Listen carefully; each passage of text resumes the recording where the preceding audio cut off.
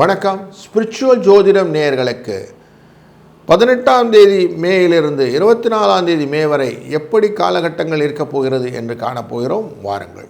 மகர ராசி நண்பர்களே, இன்றைய நாளிலே 18ஆம் தேதி மே மாதத்திலே ரோகிணி நட்சத்திரத்திலே உச்சம் பெறக்கூடியதான சந்திர பகவான் 7ஆம் இடத்துக்குரியவர், களத்திரஸ்தானத்துக்குரியவர். அவர் உச்சம் பெறுகிறார் அப்படின்னா வீட்டில் நமக்கு மதுரை ஆட்சி, மீனாட்சி அம்மனின் ஆட்சி இருக்க போகிறதுன்னு அர்த்தம் ஆகிடுது. அப்போ எல்லாத்துக்கும் அமைதியாக ஆமாஞ்சாமி போட்டால் போதும். இந்த வாரம் அதிகமாக உங்களை அலட்டிக்காமல் நிதானமாக செய்தீர்களானால் காரியம் நல்லாயிருக்கும். சூரியனும் சந்திரனும் பரிவர்த்தனை யோகம் பெற்ற புதனும் உங்கள் ராசியின் 11ஆவது இடத்தை பார்க்க போகிறார், லாபஸ்தானத்தை பார்க்க போகிறார்கள். அதே போல் லாபஸ்தானத்துக்குரிய செவ்வாய் ஆட்சியில் அமர்ந்து 10ஆம் இடமான துலா ராசியை பார்க்க போகிறார். அங்கே குருவின் பார்வையும் இருக்க போகிறது. அப்போது தொழிலிலே நல்ல முன்னேற்றங்களை கொடுக்கும். புதிய தொழில் ஆரம்பங்களை நீங்கள் ஏற்படுத்துவீர்கள். இதுவரைக்கும் உங்களுக்கு எந்த மாதிரி ஆப்பர்ச்சுனிட்டி இல்லாமல் இருந்தது, இப்போ புதிய ஆப்பர்ச்சுனிட்டியெல்லாம் கிடைக்கும். வேலை வாய்ப்புகள், தொழில் முனை வாய்ப்புகள் இதெல்லாம் கிடைக்கும். அதனால் புதுசாக நீங்கள் எல்லா காரியம் செய்யலாம். இந்த சந்திரன் சிம்மராசிக்குள்ளே சேரும்போது பூர நட்சத்திரத்தில் வரும்போது மட்டும் சந்திராஷ்டமம் எஃபெக்ட் இருக்கும். மற்றபடி இந்த வாரத்தில் உங்களுக்குடைய ராஜ்யத்தை நீங்கள் அமைத்துக் கொள்வதற்கான அனைத்து விதமான ப்ராபர்ட்டியும் நல்லாயிருக்கும். குருவும் சந்திரனும் சுக்கிரனும் சேர்ந்து அமரக்கூடிய காலகட்டமான செவ்வாயிலிருந்து வியாழக்கிழமை வரைக்கும் உங்களுக்கு நல்ல மன மகிழ்ச்சியை கொடுக்கக்கூடிய சூழ்நிலைகள் நிறைய இருக்குது. அதனால் உங்களுக்கான வைப்பு நல்லா இருக்கும். ஸ்ட்ரென்த் அண்ட் வைப்பு இருக்கக்கூடிய ஒரு நல்ல வாரம் இது.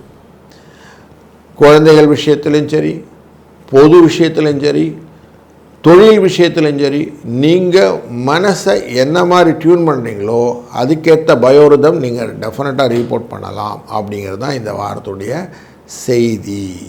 அப்போது நல்ல விஷயங்கள் நல்லா நடக்கும்போது நம்ம அதுக்கேற்ற மாதிரி டியூன் பண்ணி நம்மளும் அதோட குரூப் பண்ணால் ஈஸியாக லிஃப்ட் பண்ணுறதுக்கு நல்லாயிருக்கும் இல்லையா? அப்போது இந்த வாரத்தில் எப்படி நான் இந்த வாரத்தை நடத்த வேண்டும் என்று நினைக்கிறோமோ அதுக்கேற்ற மாதிரி நம்ம கொஞ்சம் டியூன் பண்ணிக்கிறது நல்லது. அப்போது விஷன் நல்லா இருந்தால் மிஷன் நல்லாயிருக்கும்னு சொல்லுவோம். விஷன் ஐடியா பண்ணிக்கோங்க. இந்த வாரம் உங்களுக்கு சக்ஸஸ் ஸ்டோரி கொடுக்கும். 3-8 என்ற அதிர்ஷ்ட எண்ணை இந்த வாரம் பயன்படுத்தி கொள்ளுங்கள். கும்பராசி நண்பர்களே, உங்களுக்கு 6ஆம் இடத்துக்குரிய இந்த சந்திர பகவான் ரோகிணி நட்சத்திரத்திலே உச்சம் பெற்று இந்த வாரத்தை ஆரம்பிக்கிறார். 4ஆம் இடம் என்கிறது மண்மனை வாகன யோகம் கொண்ட மாத்ருஸ்தானம்ங்கிற தாயார் ஸ்தானத்திலேருந்து உச்சமாக ஆரம்பிக்கிறார். அப்போது எதை விஷயம் செஞ்சாலும் மனதை இன்வால்வ் பண்ணிக்கோங்க அப்படிங்கிற இன்டிமேட் பண்ணுறாரு. அப்படி பண்ணிங்கன்னா வெற்றி நிச்சயம் அப்படின்னு சொல்கிறது. அப்போ எதையுமே பொறுமையாக நிதானமாக அமைதியாக யோசித்து குரூப் பண்ணிங்கன்னா உங்களால் எதையும் ஜெயிக்க முடியும் அப்படிங்கிறத இன்டைரக்ட் ஸ்பீச்சாக சொல்கிறது தான் இந்த ரோகிணி நட்சத்திரத்தின் உச்சம். 5ஆம் இடம் அப்படிங்கிற குழந்தைகள் ஸ்தானத்துக்குள்ளரையும் அறிவு ஸ்தானத்துக்குள்ளையும் புத்தி ஸ்தானத்துக்குள்ளரையும் சந்திரன் போகும்போது பரிவர்த்தனை யோகம் பெற்று சுக்கிரன் அமர்ந்திருக்கிறார். அப்படிங்கிறதுனாலையும் அந்த இடத்துல குருவின் ஆட்சி இருக்கிறது என்பதனாலையும் லாபங்கள் நிறைய இருக்கும். குருவின் பார்வை உங்கள் ராசியின் மேலே இருக்குது. அதனால் புதிய விஷயங்களிலே நல்ல முன்னேற்றங்கள், முக்கியமாக சுப காரியங்கள் நல்லாயிருக்கும். சுப முகூர்த்தங்கள் எல்லாம் ஃபிக்ஸ் ஆகும்.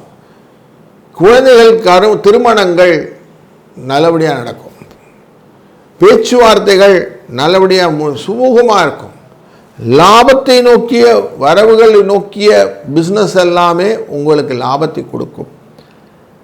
யோசித்து பொறுமையாக செய்யக்கூடிய ஸ்பெக்குலேஷன் டிரான்சாக்ஷன்ஸும் நல்லாயிருக்கும். ஷேர் ட்ரேடிங் போன்றவைகளும் உங்களுக்கு லாபத்தை கொடுப்பதாக அமைகிறது. 6ஆம் இடத்திலேயே ஆட்சியில் வந்து அமர்வார் சந்திரன். அப்படி தன் ஆட்சியிலே அமர்ந்து உங்கள் 12ஆம் ராசியை பார்க்கும்போது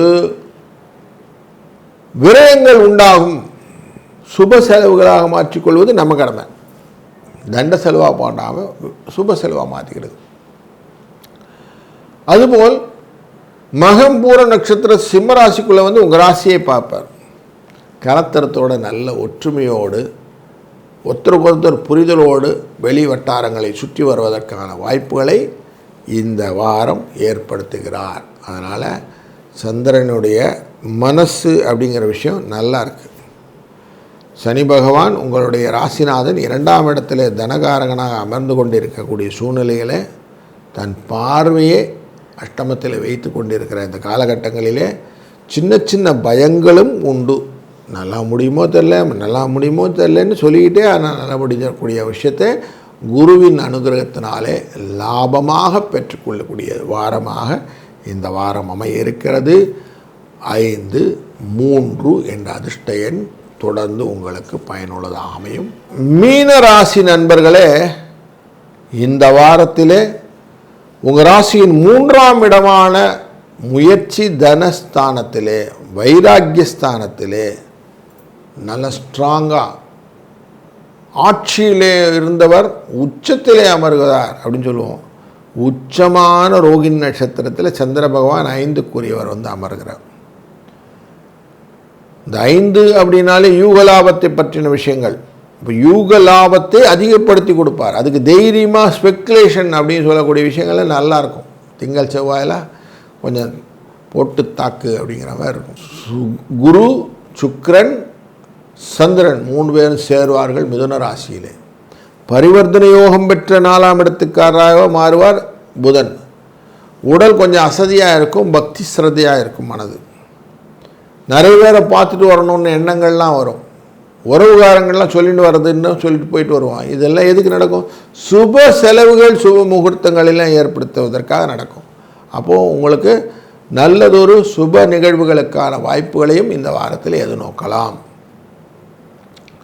5ஆம் இடத்திலே ஆட்சி பெறுவதனாலே குழந்தைகள் மூலியமாக நல்ல முன்னேற்றங்கள், யூகங்கள் மூலியமாக வரக்கூடிய லாபங்கள், லாபத்தையே அவர் பார்ப்பதனாலே பொருளாதார வசதியிலே வளர்ச்சிகள், தொழிலிலே நல்ல முன்னேற்றம், புதிய வாடிக்கையாளரின் சேர்க்கை, இப்படி நல்ல பலன்களையும் நீங்கள் எதிர்நோக்கலாம்.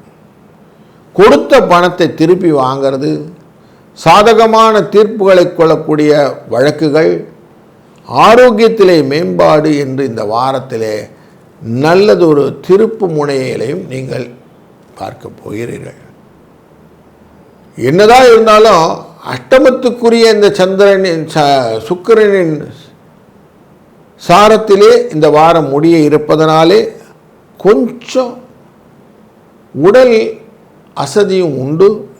ஆனால் கணவன் மனைவிக்கு உள்ளே இருக்கக்கூடிய அந்த பிரியமானது, சந்தோஷமானது, லவ் அண்ட் அஃபெக்ஷனானது அதிகப்படும். அப்படிங்கிறதுனால நிறைய வெளிவட்டார தொடர்புகளும் என்டர்டைன்மெண்ட்களும் நிறைய இருக்கும்.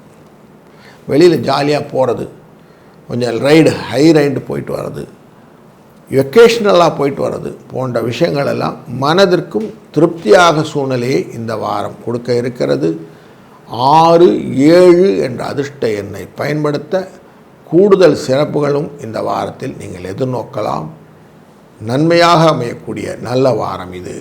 இந்த வாரத்திலே 18 மேலிருந்து 24 மே என்ற காலகட்டங்களிலே ரோகிணி நட்சத்திரத்திலிருந்து பூர நட்சத்திரம் வரைக்கும் சந்திர பயணம் இருக்கிறது.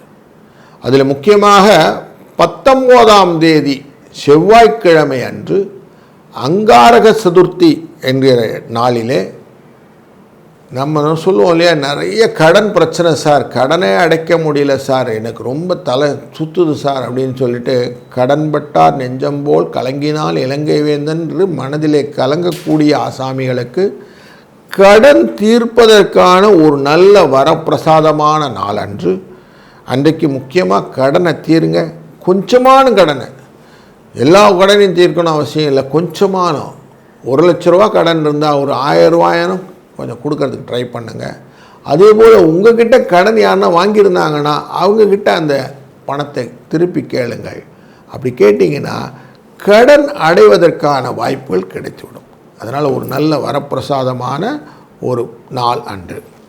அதுபோல் 23ஆம் தேதி அன்று துர்காஷ்டமி அப்படின்னு இருக்குது. அன்றைக்கு துர்க்கையின் வழிபாடு ரொம்ப முக்கியம். அரளிப்பூ மாலை சார்த்தி துர்க்கையை வழிபடுவதனால இந்த பில்லி சூன்யம் ஏவல்லாம் வச்சுட்டாங்க சார், என்னென்ன நடக்கலை சார், தெரியல, வேலை போயிடுச்சு, தெரியல, தடையாகி போச்சு, திருமணத்துக்கு எல்லாம் பண்ணோம், கல்யாணம் நடக்கலை அப்படின்னு நிறைய தடைகளை காட்டக்கூடிய சூழ்நிலையெல்லாம் இந்த துர்க்கை எப்படி சண்ட முண்டேஸ்வரர்களை அழித்தாரோ அப்படி அதெல்லாம் அழித்து நமக்கு நன்மையை கொடுப்பார் என்ற தன்மையிலே அரளிப்பூ மாலையை சார்த்துவதும், சிவப்பு கலர் பூக்களான செம்பருத்தி, செவ்வரளி இதெல்லாம் சார்த்துவதும், அவளை வழிபடுவதும் டெஃபினட்டாக ஒரு நல்ல பலனை கொடுக்கும். அதனால் 23ஆம் தேதி இதையும் மைண்டில் வச்சுக்கோங்க. இந்த 2 பரிகாரத்தையும் செய்ய இந்த வாரம் உங்களுக்கு சுபிட்சத்தின் பலன் அதிகப்படும் என்பதிலே ஐயமில்லை. வாழ்க வளத்துடன்.